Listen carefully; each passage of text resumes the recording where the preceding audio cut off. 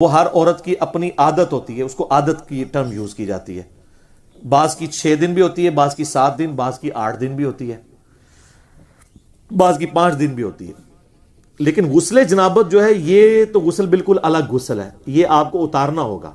اگر حیض کی حالت میں جنبی والا معاملہ ہو گیا کسی بھی وجہ سے، ویسے تو حیض کی حالت میں مرد و عورت کا آپس میں ازدواجی تعلق حرام ہے، اگر کسی نے کر لیا تو وہ توبہ کرے گا، بڑا سخت معاملہ ہے. یعنی وہ انٹر کورس حرام ہے. وہ تو ابو داؤد ترمذی میں حدیث ہے، جس نے انٹر کورس کیا اس نے محمد صلی اللہ علیہ وآلہ وسلم کی شریعت کا انکار کر دیا. یہ بڑا سخت معاملہ ہے. لیکن بخاری مسلم میں یہ ہے کہ نبی علیہ السلام حالت حیض جب ہوتی تھی بیویوں کی تو ان کے ساتھ مباشرت کرتے تھے. مباشرت انٹر کورس نہیں، صحبت فرماتے تھے. اور اس میں الفاظ ہیں کہ وہ بیویوں کو حکم دیتے تھے کہ وہ تہمت باندھ لیں آزار بند سے، اور باقی حصے کے ساتھ نبی علیہ السلام مباشرت فرماتے تھے. اگر اس میں کوئی عورت اس ایکسٹریم پہ پہنچتی ہے کہ اس پہ غسل فرض ہو جاتا ہے جنبی ہونے کی وجہ سے، تو ایسی عورت پھر غسل جنابت ضرور اتارے گی. حیض والا غسل وہ ظاہر ہے، حیض والا غسل واجب ہی اس وقت ہوتا ہے جب وہ پاک ہوتی ہے، اس سے پہلے تو واجب ہی نہیں ہوتا، کرے گی تو کسی کام کا نہیں. ویسے نہ آئے وہ علیحدہ بات ہے، لیکن جنبی والا غسل اس پہ اسی وقت واجب ہو گیا، وہ اس نے اتارنا ہے. یہ کریٹیکل ایشو ہے. اب وہ یہ کہہ سکتے ہیں کہ جی نماز تو کوئی نہیں پڑھنی، نماز کے علاوہ بھی تو ہم نے جنبی تو نہیں رہنا. اور عموماً آپ دیکھتے ہیں اس طرح کی حالت میں عورتوں کے اوپر جنات کا حملہ بھی ہو جاتا ہے. بعض اوقات وہ کہتے ہیں جی شیاطین کا حملہ ہو گیا ہے، جادو ہو گیا ہے. اگر آپ ناپاکی کی حالت میں مسلسل رہیں گے اور پھر کوئی اذکار بھی نہیں کریں گے تو حملہ تو ہوگا. آپ تو یعنی بڑی اچھی گراؤنڈ پرووائڈ کر رہے ہیں جنات کو کہ آئیں. اس لیے صبح و شام کے اذکار جو ہیں وہ جنبی نے بھی جنابت کی حالت میں بھی کرنے ہیں اور حیض والی عورت نے بھی کرنے ہیں، سوائے قرآن پاک کی تلاوت کے. کیونکہ مولا علی کا قول ہے جامع ترمذی میں کہ نبی علیہ السلام کو حالت جنابت کے سوا کوئی حالت قرآن پڑھنے سے مانے نہیں ہوتی تھی. لیکن یہ جو حیض والا جو معاملہ ہے یہ بھی حکمی نجاست ہی ہے، جس طرح کہ جنبی ہونا حکمی نجاست ہے. یہ حقیقی نجاست نہیں ہے، وہ خون تو ناپاک ہے ہی ہے. لیکن اس کی ایسے کوئی عورت پلید نہیں ہوگی کہ وہ بچے کو دودھ نہیں پلا سکتی، ہنڈیاں نہیں پکا سکتی. لوگ کہتے ہیں نا جی یہ نہیں کر سکتی. نہیں، بخاری مسلم میں حدیث ہے، اما عائشہ کہتی ہیں کہ نبی علیہ السلام حالت حیض میں اپنی بیویوں کی گود میں سر رکھ کے قرآن پڑھ لیا کرتے تھے. ٹھیک ہے، کس لیول تک. پھر مسلم شریف میں حدیث ہے، اما عائشہ کہتی ہیں نبی علیہ السلام نے مسجد میں سے مجھے چٹائی مانگی تو میں نے اس کھڑکی میں سے حجرے کی تو میں نے کہا کہ میں تو حیض میں ہوں، تو آپ علیہ السلام نے فرمایا کہ حیض تیرے ہاتھوں میں تو نہیں گھسا ہوا. ٹھیک ہے، تو وہ باقی معاملات تو لے کے چل رہے ہیں.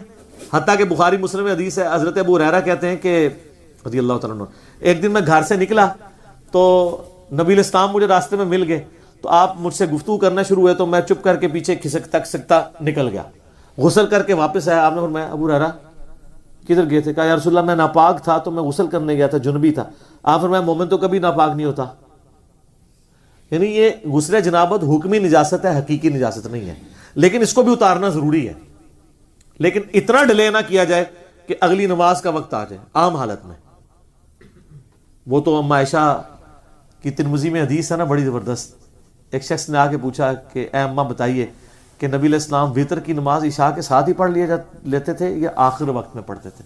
ان کا بیٹا کبھی ساتھ ہی پڑھ لیتے تھے اور کبھی آخر وقت میں پڑھتے تھے. اس نے کہا اللہ اکبر، الحمدللہ، تمام تعریفیں اس اللہ کے لیے جس نے دین میں اتنی وسعت رکھی ہے.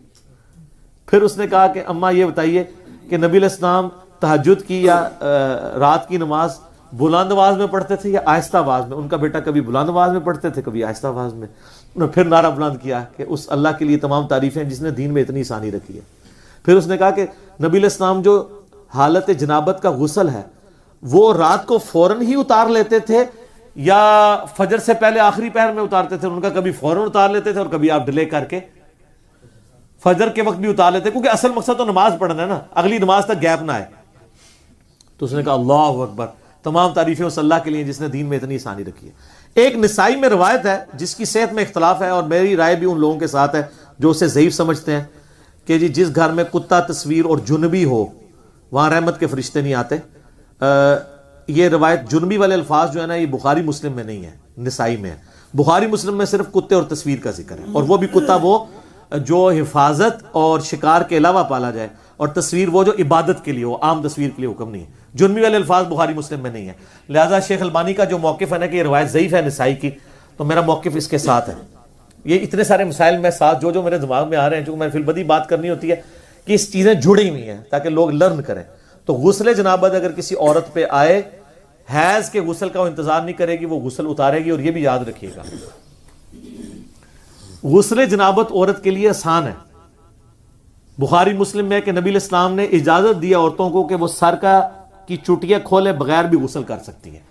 چوٹیاں میں کتنی گرا ہوتی ہیں, پانی تو ایک جگہ نہیں پہنچے گا. تو عام غسل کے لیے حکم یہی ہے کہ عورت سر پہ پانی بہا لے, اوپر جتنا بہ جائے تو اس کا غسل ہو جائے گا. لیکن جو حیض کا غسل ہے نا, وہ مہینے میں ایک دفعہ ہی مشکل غسل ہے. اس میں نبی علیہ السلام نے حکم دیا ہے, بخاری مسلم میں آتا ہے کہ بال کھول کے عورت غسل کرے. عام جو عورت کا غسل ہے اس میں بال کھولنا ضروری نہیں, کھولتی ہے تو ٹھیک ہے. آج کل تو بڑی آسانی ہے, پانی بھی کھلا ڈلا ہے, شاور کی وجہ سے خطرہ بھی نہیں رہتا. بعض لوگ بڑا وہم کرتے ہیں, اتنا وہم نہ کیا کریں, تو آسانی ہے. تو اس میں کیونکہ نبی علیہ السلام کے مبارک زمانے میں ایک ایشو بھی اٹھا تھا, آپ کو پتا ہے نا, آپ کی وفات کے فوراً بعد عبداللہ بن عمر عورتوں کو یہ حکم دیتے تھے کہ وہ حالت جنابت والا غسل بھی بال کھول کے کریں گی. اما عائشہ تک یہ بات پہنچی تو مسلم شریف میں آتا ہے اما عائشہ ناراض ہوئی. انہوں نے کہا یہ عبداللہ بن عمر عورتوں کو چوٹیاں منڈوا دینے کا حکم کیوں نہیں دیتا؟ نبی علیہ السلام نے ہمیں کبھی اس چیز کا حکم نہیں دیا کہ ہم عام غسل کے لیے بھی چوٹیاں کھولیں, اتنا تردد کریں, پھر بعد میں بال خشک کرنا ایک تردد ہے نا. آج کل تو آپ کے پاس خشک کرنے والے ڈرائرز موجود ہیں, پہلے کیا تھا؟ تو پھر الٹا پانی بھی زیادہ چاہیے ہوگا. تو سیدہ عائشہ نے کہا کہ وہ غسل حیض والا غسل ہے جس میں بال کھولنے کا ہے. تو عبداللہ بن عمر پہ وہ ناراض ہوئی. اسی کانٹیکسٹ میں آپ اس بات کو سمجھ سکتے ہیں جو اکثر شیعہ کی طرف سے اعتراض ہوتا ہے کہ اما عائشہ نے 2 تابعین کو غسل کر کے دکھایا تھا, تو یہ بڑی بیہودہ روایت ہے بخاری کے اندر. سر آپ ان حالات و واقعات کو سمجھیں, کوئی بیہودگی نہیں ہے اس کے اندر. غسل سامنے کر کے نہیں دکھایا تھا, وہ 2 تابعین ملنے کے لیے آئے اور وہ یہ کہہ رہے تھے کہ ہمارے بال اتنے گھنے ہیں, ہم تو یہ 6 لیٹر پانی سے, اس زمانے میں وہ جو کیلکولیشن کر کے 6 لیٹر پانی سے غسل نہیں کر سکتے. تو اما عائشہ نے کہا کہ نبی علیہ السلام کے بال تم سے زیادہ گھنے تھے, وہ تو اتنے ہی پانی سے غسل کر لیا کرتے تھے آدھی بالٹی کے ساتھ.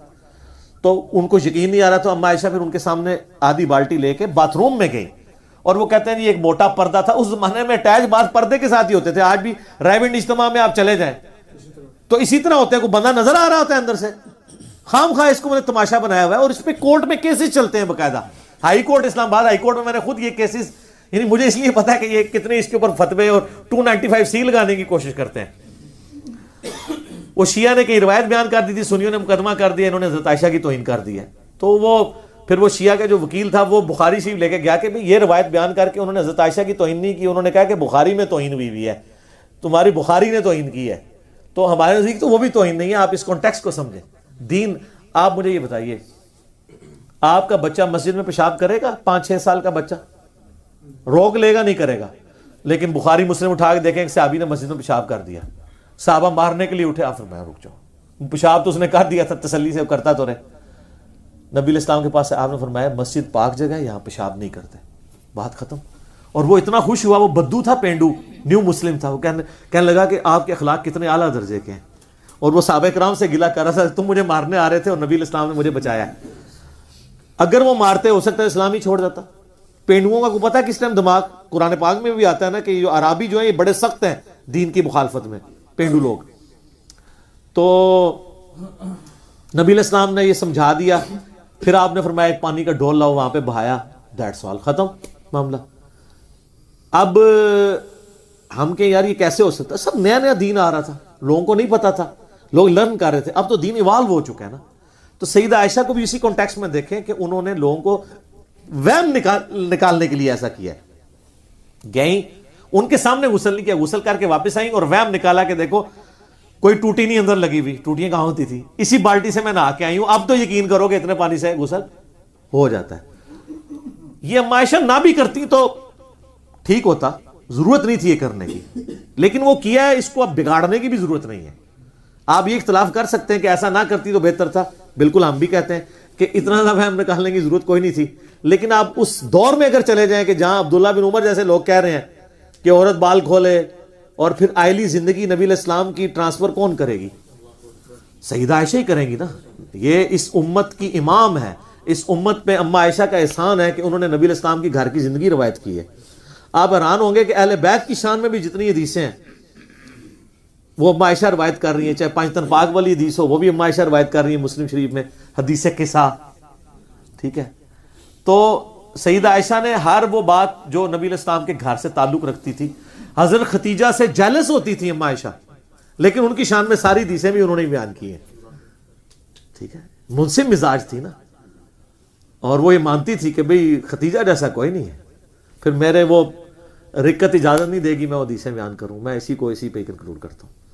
ٹھیک ہو گیا جی. تو وہ غسل جنابت والا اتارے گی، حیض والا غسل اس کو الگ سے اتارنا ہوگا. البتہ حیض والی رات ہی اگر اس کے ساتھ ایسا معاملہ ہو جاتا ہے تو ایک غسل ہی دونوں کے لیے کفایت کر جائے گا، پھر دو غسل نہیں کرنے ہوں گے. یہ بھی یاد رکھیے، جمعے کا دن ہو اور اس دن بائی چانس عید بھی آئی ہو اور بائی چانس آپ جنبی بھی ہوں تو آپ کو 3 غسل نہیں کرنے ہوں گے، ایک غسل تینوں کے لیے کفایت کرے گا. اس طرح ایک عورت جنبی تھی اور اسی دن بائی چانس اس کے پیریڈز بھی ختم ہو گئے، تو اب وہ صبح اٹھ کے جب ایک غسل کر لے گی نا تو غسل جنابت بھی ادا اور حیض والا غسل بھی ادا. موجے لوگ تو کہتے ہیں جی علم دین آئے نا بندہ مشکل میں پھنس جاتا ہے. سر علم دین آئے تو شریعت بہت آسان ہو جاتی ہے.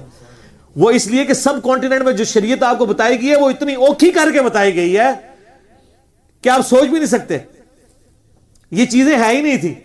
ہم نے یقین کرے اسلامی بہنوں کو یہ بات بتائی ہے نا کہ آپ بچوں کی دیکھ بھال کرتی ہو، آپ تردد میں پڑھتی ہو، آپ نمازیں روزانہ جمع کرو، تو لوگوں نے نمازیں شروع کر دی ہیں کہ یار 3 ٹائم ہی وضو کرنا ہے نا، فجر کا کیا، زور اثر کٹھی پڑی، مغرب عشاء جس ٹائم ملے پڑھ لے. پہلے تو بیچاروں کو ٹینشن ہوتی تھی یار نماز قضا ہو جائے گی، او جناب وہ زور کا وقت نکل رہا ہے. انہوں نے بتایا زور کا وقت 12 بجے سے لے کے مغرب تک موجود ہے، جس ٹائم مرضی ٹائم ملے پیچ ملے میں پڑھ لوں. اور مغرب عشاء کا ٹائم غروب آفتاب سے فجر کا وقت شروع ہونے سے پہلے کسی بھی وقت پڑھ سکتی ہوں، بلکہ وہ تو 3 نمازیں بھی کٹھی، ملکین تو نہیں پڑھ سکتی وہ، لیکن 3 نمازیں کٹھی ہو سکتی ہیں.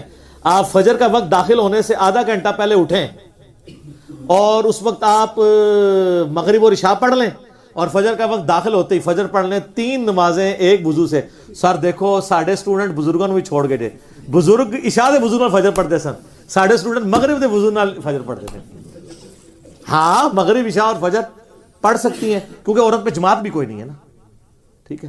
اور ملکین کا میں نے ذکر کیا. ملکین یہ ہے جو اس اکیڈمی سے نکلی ہے، وہ یہ ہے کہ آپ مغرب سے آدھا گھنٹہ پہلے زور اثر کو جمع کریں، اور پھر جب آدھے گھنٹے بعد مغرب آئے مغرب عشاء، یعنی ایک وضو سے 4 نمازیں. تو آڈے بزرگ ایک وضو نال 2 نمازاں پڑھتے سن، عشاء اور فجر. ساڑھے جڑے لوگ نے اسٹوڈنٹ وہ ایک وضو نال 4 نمازاں پڑھتے ہیں، جمع کر سکتے ہیں. اور مسافر کے لیے تو ویسی کوئی قدغہ نہیں ہے، مقیم بھی کر سکتا ہے. مسلم شریف میں 10 احادیث ہیں 1629 سے آن ورڈ. میرا کلپ بھی ہے، نمازوں کو جمع کرنا حرام سوالیہ نشان، وہ آپ دیکھ لیں تو آپ کو پتہ چل جائے گا. کتنے مسائل پتہ چل گئے. ٹھیک ہے جی، جھومیں جناب، علم دین حاصل کریں اور موجوں کی زندگی گزاریں. ٹھیک ہو گیا.